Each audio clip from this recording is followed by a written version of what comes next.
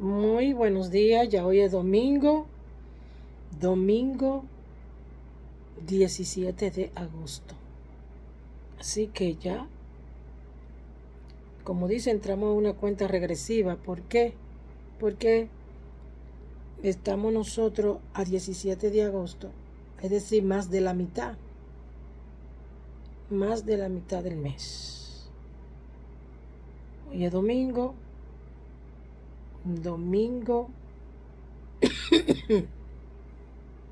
comienzo de la semana. Voy a comenzar rapidito porque estos capítulos tienen demasiado verso. Son bien largos. Voy a comenzar rápido. Ya esto lo hemos visto en el libro de Mateo y en el libro de Marcos. Ahora estamos en el libro de Lucas. Capítulo 8, que el que corresponde leer y escudriñar, dice: aconteció después que Jesús iba por todas las ciudades y aldeas, predicando y anunciando el evangelio del reino de Dios, y los doce con él, y algunas mujeres que habían sido sanadas de espíritus malos y de enfermedades. María, que se llamaba Magdalena, de la que habían salido 7 demonios. Juana, mujer de Chuza, intendente de Herodes, y Susana y otras muchas que le servían de sus bienes. Mujeres que tenían, dice aquí, que le servían de sus bienes. Es decir, me imagino que eran mujeres viudas que habían quedado ricas. Eso es lo que está diciendo aquí, no está diciendo más nada. Juntándose una gran multitud, y los que de cada ciudad venían a él, les dijo por parábola: el sembrador salió a sembrar su semilla, y mientras sembraba, una parte cayó junto al camino y fue hollada, y las aves del cielo la comieron.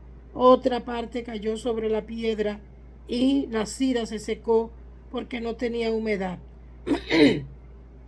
Otra parte cayó entre espinos, y los espinos que nacieron juntamente con ella la ahogaron. Y otra parte cayó en buena tierra y nació y llevó fruto al 100 por 1. Hablando estas cosas, decía a gran voz: el que tiene oído para oír, oiga. Y sus discípulos le preguntaron diciendo: ¿qué significa esta parábola? Y él les dijo: a ustedes les es dado a conocer los misterios del reino de Dios, pero a los otros por parábolas, para que viendo no vean y oyendo no entiendan. Esta es pues la parábola. La semilla es la palabra de Dios, y los de junto al camino son los que oyen, y luego viene el diablo y quita de su corazón la palabra, para que no crean para que no crean y se salven.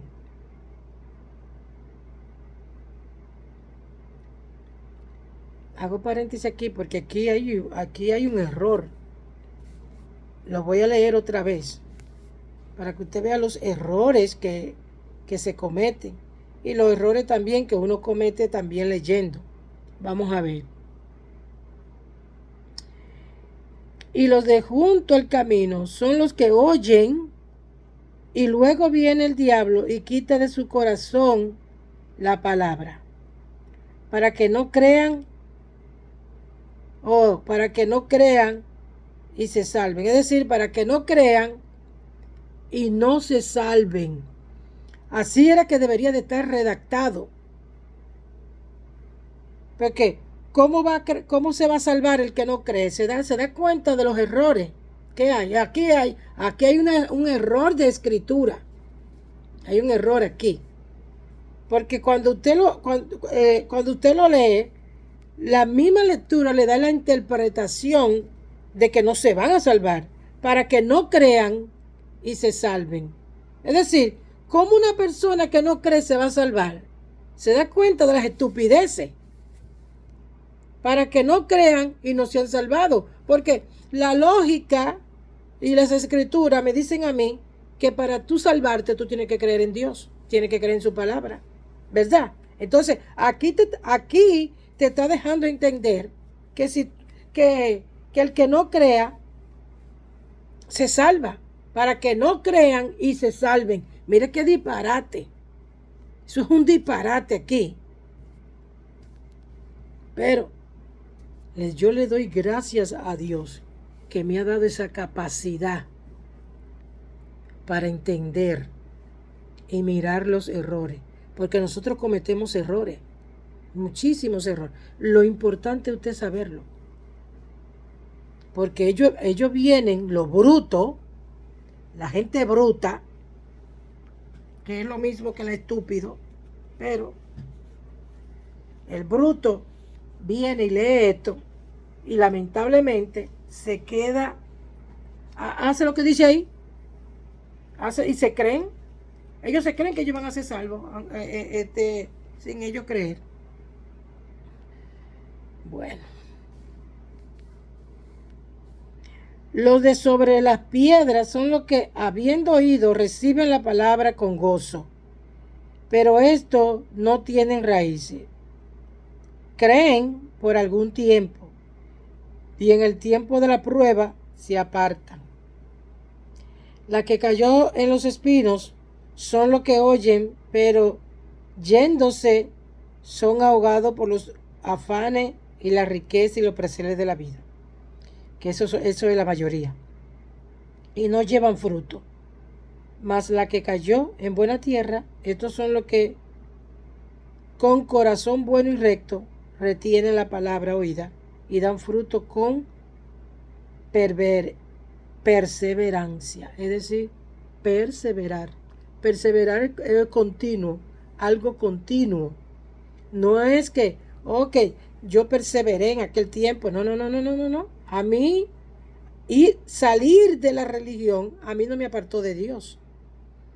Porque hay mucha gente que se salen de la religión y se apartan de Dios. Eso es lo más estúpido que yo puedo encontrar en mi vida. Nadie que enciende una luz la cubre con una vasija, ni la pone debajo de la cama, sino que la pone en un candelero para que los que entran vean la luz. Porque nada hay oculto que no haya de ser manifestado, ni escondido que no haya de ser conocido, y de salir a la luz. Mira pues cómo oís, porque a todo el que tiene se le dará, y todo el que no tiene, aun lo que piensa tener se le quitará. Wow. Oiga qué diferente lo dice Lucas. Lucas lo dice muy diferente a Mateo y a Marco. Solamente Lucas y Marcos registran este párrafo. ¿Ok? Lo que significa que no tiene una veracidad. Para hacer una veracidad, para hacer algo verdad, tiene que haber 3 testimonios y solamente lo dicen 2. Esto es un punto medio. Así que este párrafo es un punto medio, porque solamente lo registran 2 evangelistas. Eso usted no lo sabía, ni lo va a saber. Eso usted lo está sabiendo porque Dios me lo ha revelado. Pero muy raro que usted escuche esto en una religión. El que predica esto lo está predicando porque lo escuchó de mí. ¿Ok? Y no que lo estoy diciendo con orgullo. No. Sino que ellos mismos no lo entienden. Porque Dios le da a entender a quien Él quiere. Entonces, su madre y sus hermanos vinieron a Él, pero no podían llegar hasta Él por causa de la multitud. Y se le avisó diciendo: tu madre y tus hermanos están fuera y quieren verte. Él entonces respondiendo le dijo: mi madre y mis hermanos son los que oyen la palabra de Dios y la hacen. Es decir, la ponen en práctica. El cristiano es el que pone en práctica esto. El religioso no. El religioso pone en práctica lo que el líder ridículo lo pone a hacer, porque se convierten en monigote y en títere. Aconteció un día que entrando en una barca con su discípulo y le dijo, pasemos al otro lado del lago, y partieron, pero mientras navegaban, él se durmió y se desencadenó una tempestad de viento en el lago, y se anegaban y peligraban, y vinieron a él y le despertaron diciendo, Maestro, Maestro, que perecemos.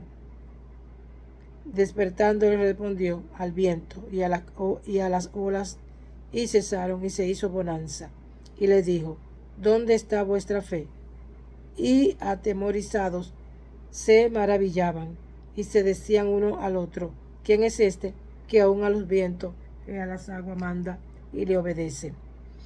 Y arribando a la tierra de los Gadarenos, que está en la ribera opuesta a Galilea, al llegar él a tierra, vino a su encuentro un hombre de la ciudad, endemoniado desde hacía mucho tiempo, y no vestía ropa ni moraba en casa, sino en los sepulcros. Este, al ver a Jesús, lanzó un gran grito, y postrándose a sus pies, exclamó a gran voz, ¿qué tiene conmigo, Jesús, Hijo del Dios Altísimo? Te ruego que no me atormente, porque ¿por qué mandaba al espíritu inmundo que saliese del hombre? Pues hacía mucho tiempo que se había apoderado de él, y le ataban con cadenas y grillos. Pero rompiendo las cadenas, eran impedidos por el demonio a los desiertos. Era impelido, es decir, se iba. Le preguntó Jesús diciendo, ¿cómo te llamas? Y él le dijo, Legión, porque muchos demonios habían entrado en él, y le rogaban que no lo mandase ir al abismo. Había allí un hato de muchos cerdos que pasían en el monte, y le rogaron que lo dejase entrar en ellos, y le dio permiso. Y los demonios salidos del hombre entraron en los cerdos, y el hato se precipitó por un despeñadero al lago y se ahogó. Y los que apacentaban los cerdos, cuando vieron lo que había acontecido, huyeron, y yendo dieron aviso en la ciudad y por los campos. Y salieron a ver lo que había sucedido, y vinieron a Jesús y hallaron al hombre de quien había salido los demonios, sentado a los pies de Jesús, vestido y en su cabal juicio, y tuvieron miedo. Y los que lo habían visto les contaron cómo había sido salvado el endemoniado. Entonces toda la multitud de la región alrededor de los Gadarenos les rogó que se marchase de ellos, pues tenían gran temor. Y Jesús, entrando en la barca, se volvió, y el hombre de quien había salido los demonios le rogaba que le dejase estar con él. Pero Jesús le despidió diciendo, vuélvete a tu casa y cuenta cuán grandes cosas ha hecho Dios contigo. Y él se fue, publicando por toda la ciudad cuán grande cosa había hecho Jesús con él.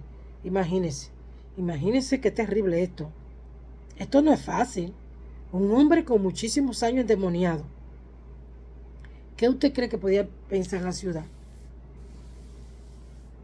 Podía tener temor. Yo le salgo corriendo. Yo le salgo corriendo porque yo digo, no será, esto no será un engaño. Así es. Cuando volvió Jesús, le recibió la multitud con gozo, porque todos le esperaban. Entonces vino un varón llamado Jairo, que era principal de la sinagoga, postrándose a los pies de Jesús, le rogaba que entrase en su casa, porque tenía una hija única, como de 12 años, que se estaba muriendo. Y mientras iba, la multitud le oprimía. Pero una mujer que padecía de flujo de sangre desde hacía 12 años, y que había gastado en médico todo cuanto tenía, y por ninguno había podido ser curada, se le acercó por detrás y tocó el borde de su manto, y al instante se detuvo el flujo de su sangre. Entonces Jesús dijo: ¿quién es el que me ha tocado? Y negando todo, dijo Pedro a los que con él estaban: Maestro, la multitud te aprieta y oprime, y dice: ¿quién es el que te ha tocado? Pero Jesús dijo: alguien me ha tocado, porque yo he conocido que ha salido poder de mí. Entonces, cuando la mujer vio que no había quedado oculta, vino temblando y postrándose a sus pies, le declaró delante de todo el pueblo por qué causa le había tocado, y como al instante había sido sanada. Y él le dijo: tu fe te ha salvado, ve en paz. Estaba hablando aún cuando vino uno de la casa del principal de la sinagoga a decirle: tu hija ha muerto, no moleste más al maestro. Oyéndolo, Jesús le respondió: no temas, cree solamente y serás salva. Entrando en la casa, no dejó entrar a nadie consigo, sino a Pedro, a Jacobo, a Juan, y al padre y a la madre de la niña. Y lloraban todos y hacían lamentación por ella. Pero él dijo: no llore, no está muerta, sino que duerme. Y se burlaban de él, sabiendo que estaba muerta. Mas él, tomándola de la mano, clamó diciendo: muchacha, levántate. Entonces su espíritu volvió, e inmediatamente se levantó, y él mandó que se le diese de comer. Y sus padres estaban atónitos, pero Jesús le mandó que a nadie dijesen lo que había sucedido. El capítulo 8, un capítulo de 56 versos, que ya lo hemos nosotros leído. Ok, ¿qué tenemos aquí? Dos episodios. ¿Qué vemos aquí? Lamentablemente la mujer siempre ha sido marginada por los hombres. Siempre, hasta el día de hoy. Hasta el día de hoy. Las que nos hemos levantado y hemos tenido el coraje de enfrentar la sociedad, que lo mandamos a la M, como hago yo, pues nos hemos liberado un poquito. Pero la mujer es maltratada. ¿Qué hace el hombre con una mujer? Sexo. No la respeta. No la respeta. Yo lo mando al diablo, rápido. Le digo de todo. Yo sí. Bestia, basura, rata, cerdo. Ese tipo de hombre yo lo trato así. Porque el hombre, la mayoría, para no decir todo, son casi todo, pero para respetar dos o tres. Porque el hombre no es varón. El hombre es una bestia. El hombre no es un varón. El hombre que no es bestia es el hombre que es varón. Pero la sociedad, y muchas veces la misma madre, convierten al varón en bestia. Y lo que lo enseñan a ser una bestia. Y la mayoría de los hombres lo único que piensan es en el sexo. En el sexo. Una mujer le pide a un hombre hacer un trabajo.